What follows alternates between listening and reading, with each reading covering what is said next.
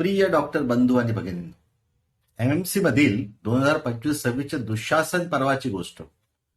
आपण सर्व doctor Abhay Bang, Rani Bang, Prakash Amte, Mandakini Amte, doctor Anand Nadkarni, doctor S V Nadkarni, doctor Armida Fernandes, doctor B S Singhal, doctor Bharati Amte, doctor Vikas Amte, doctor Ravindra Kurle सारख्या महाराष्ट्र भूषण, पद्मश्री, पद्मभूषण, मॅक्सेस पारितोषिक मिळालेला सर्व त्याग करणाऱ्या, उभ्या महाराष्ट्राचा अभिमान आणि स्वाभिमान असणारे, महाराष्ट्र आणि देशाचे नाव जागतिक पातळीवर घेऊन जाणारे, लाखो रुग्णांचे दैवत असणारे, लाखोंचे जीव वाचवणारे, आपल्या वैद्यकीय क्षेत्राचे महामेरू यांची नावे सुद्धा एमएमसीने बेकायदा रीतीने मतदारातून काढणे योग्य आहे का?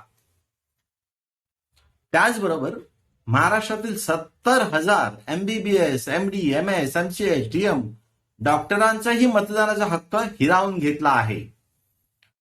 फक्त रिन्युअल नसल्यामुळे अनुभवी आणि आयुष्यभर सेवा करणाऱ्या डॉक्टरांना मतदानापासून बेकायदेशीरपणे दूर ठेवले गेले.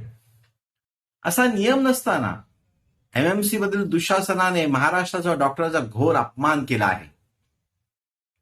आपण गप्प बसून हा अपमान सहन करणार का? हा न्याय आहे का? एमएमसी निवडणुकीत दुःशासन सेनेला व कच्छपी लागलेल्या लोकांना जबाब विचारा.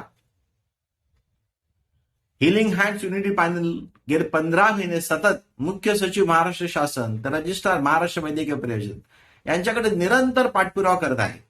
करत राहू. आपण न्याय करा. दुःशासन सेनेला काउन्सिलमधून हद्दपार करा.